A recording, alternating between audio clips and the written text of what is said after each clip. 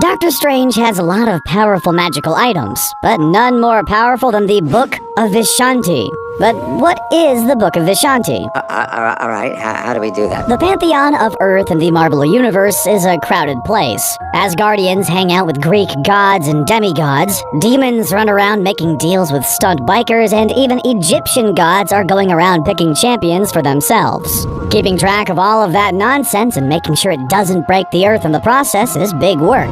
And that big work needs a big book. The Book of Vishanti is that book, and this is its story. Whether it's the cinematic universe or the regular one of the most common superpowers in Marvel is knowing stuff. There's a faculty worth of advanced degrees in just 2 of the Avengers, and another one is over 1,000 years old and during that time has picked up a thing or 2. One hero in particular has made a pointed practice of knowing stuff, so much so that when other heroes need to know a thing that they don't know, he's the one they go to. That person is, of course, Dr. Strange, the Sorcerer Supreme. The doctor title isn't honorary. He was an accomplished surgeon, but since messing up his mitts and traveling the world trying to figure out how to undo the damage, he became a master of the mystical arts. Now he manages the energies between worlds to wield powerful magic to protect our reality from the realities he draws from. Strange learned the mystical arts the same way he learned the surgical arts, through extensive study and practice. To facilitate that kind of study, the sorcerers keep a library of books that both catalog the history of magic in this realm, but also a set of spells that allows someone to master those mystical arts. And one of the most powerful in their arsenal is the Book of Vishanti. It's like the joy of cooking, but for magic. Unlike the joy of cooking, its significance won't fade with the invention of the internet. That's because the Book of Vishanti isn't just a compendium of spells. It has powers all its own, and its own set of rules. You can't just have a tome of unimaginable magic power and let people do whatever they want with it. Well, you can, but that would be another book. This book is meant to be for good, so none of the spells in the book can be used offensively. No seeking revenge on your neighbors for dumping leaves in your yard by overrunning his kitchen with frogs. You'll just have to talk to them like a normal person.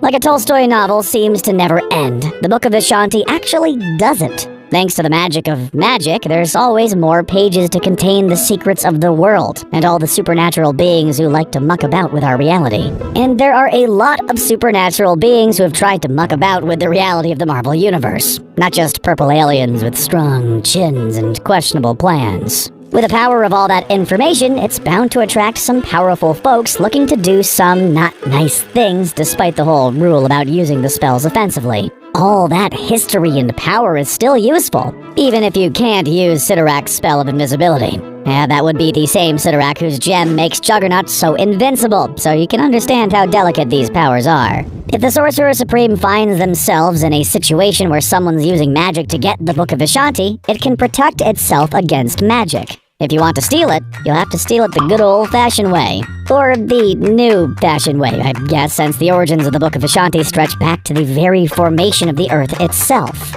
That hasn't always been enough to save the book, though, as it has been stolen, recaptured, protected by a griffin, stolen anyway, recovered, and the griffin has been given a second chance. I mean, come on, it's a griffin. Like any of the magical, powerful items in the Sanctum Sanctorum, Dr. Strange doesn't just keep it around as reference material, but is also tasked with protecting it from falling into the wrong hands. With a nearly infinite number of defensive spells and a who's who of magical beings and doings in this reality, it's a pretty handy book to have. But who wrote this tome, and where did it come from? Well, the answer to the first question might sound a little familiar, as it's a name that's also associated with Dr. Strange's distinctive neckwear, the Eye of Agamotto. So who is this Agamotto exactly, and what does he have to do with the Vishanti? There are a lot of fingers in the pie that is Earth in the MCU. Celestials, Asgardians, and even Skrulls have all stepped in and tried to put their weird stamp on the direction of life on Earth, leaving it with a mishmash of pantheons, all usually ending up having a hand in creating a superhero or a supervillain and making things interesting for insurance salespeople who have to cover cars used as projectiles or people punched through walls. To make things even more complicated, all of this happens alongside the regular old sciencey stuff of the universe like Big Bangs and primordial oozes. Imagine having to have the world explained by some sort of hybrid Neil deGrasse Tyson and Neil Gaiman. 4 months ago on the cosmic calendar, or 4 billion years ago, the first of the super powerful busybodies got to work shaping the Earth of the Marvel Universe. this time from Earth itself. The very biome of Earth manifests into a sentient thing known as the Demiurge, who seeds parts of itself to create the first pantheon of Earth, the Elder Gods. Those were beings of nearly unlimited cosmic power, which you would think would be enough, especially when you're the first big thing to exist. Well, if that's good enough for you, then you're not Set. Set made the disturbing discovery that if he consumed one of his fellow Elder Gods, he would get their power too. Sooner or later, consuming your fellow Elder Gods became all the rage, like some sort of cosmic combination of Hungry Hippos and Highlander. But instead of that meaning that there can be only one, it turns out that consuming your fellow Elder Gods has a corrupting effect, which devolved the Elder Gods into demons. Which, once you've gone down the path of eating your fellow beings, seems like more of a lateral move. There was one Elder God, though, that didn't get in on all the Elder God eating, and that is Oshtur. Oshtur had the crazy notion that with all of the cosmic power and emerging universes, she'd take the godly version of a gap year and traipse across the universe to see what's out there. While doing that, she met a godlike being from another world that had died off named Hoggath, that looks suspiciously like a tiger. Carol Baskin and Joe Exotic could not be reached for comment. The two hit it off, teaching each other what they knew. Since Hoggath was alone after his fellow gods had died off, he decided to join Oshtur on the way home, where she had a lot of brother and sister gods waiting for her. Or so she thought. Oshtur returned to an Earth that only had Set and Chthon left after the only other god not to get in on the god-consuming, Gaia, joined with the Demiurge to create the Demigorge, who, well, ate all the demons, save Set and Chthon, who were left in exile. As the only three left, they all decided to not interfere with each other. This pact didn't extend to the emerging life forms on Earth, though, and Set and Chthon delighted in messing with these new Homo sapiens that were emerging. According to legend, Oshtur saw some children playing and shed a single tear, which became Agamotto. This might not be the case, though, since Agamotto was active years earlier in 1 million BC as part of, wait for it, the Stone Age Avengers. But that's another story.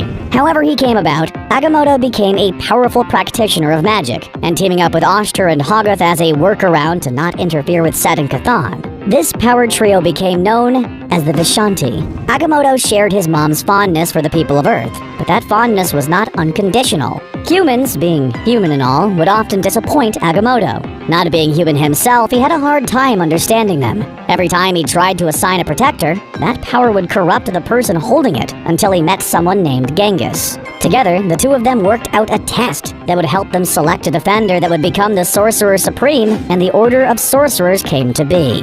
When Agamotto wasn't creating one of his 3 eyes of Agamotto, he began writing down all the accumulated knowledge of the mystic universe, and the assorted spells to help the Sorcerer Supreme in their job of protecting the Earth. Initially from Set and Chthon and their minions, and then from the increasing threats that Earth began to attract over the millennium. Naturally, no good idea can go along without someone coming up with a bad idea version of it to go with it. Chthon got into the book writing practice himself, putting together what became known as the Darkhold. Unlike the Book of Vishanti, the Darkhold was written in haste, as Chthon was fleeing the Demigorge who was doing his whole eating all the Elder Gods gone bad. Before fleeing into exile, he left the book behind in the hopes that this would be a way for him to make his way back, should someone come across it. Unfortunately, it worked, as various people up to no good have managed to come across the Darkhold, using it to do everything from create the first vampires and werewolves. So, thanks for that. Chthon was eventually brought back through to the Earth by none other than Morgan Le Fay, who hoped to harness his power. Unlike any good attempt to harness the power of a ridiculously powerful being of unknowable strength, it went all bad, with Magnus eventually only being able to trap Chthon. Magnus trapped the book in a tomb, with an enchantment similar to the one on the Book of Vishanti, that prevented anyone who had bad intentions from approaching the book. The problem is, good intentions don't always work out, and the book got loose again. Over time, it's attracted numerous folks up to no good, including, of course, Dracula, because why not? Books like the Book of Vishanti and the Darkhold continue to influence the path of the humans, even with the Vishanti not taking an active role in the development of humans, and beings like Set and Chthon mostly contained, unless some goofball tries to release them and remain a key tool in either maintaining or destroying the reality of the Marvel Universe. With the multiverse threatening to collapse on the MCU, the Book of Vishanti is bound to become a key part of Dr. Strange's defense of his reality. Get it? Bound? Because it's a book, there's no spell to protect you from puns.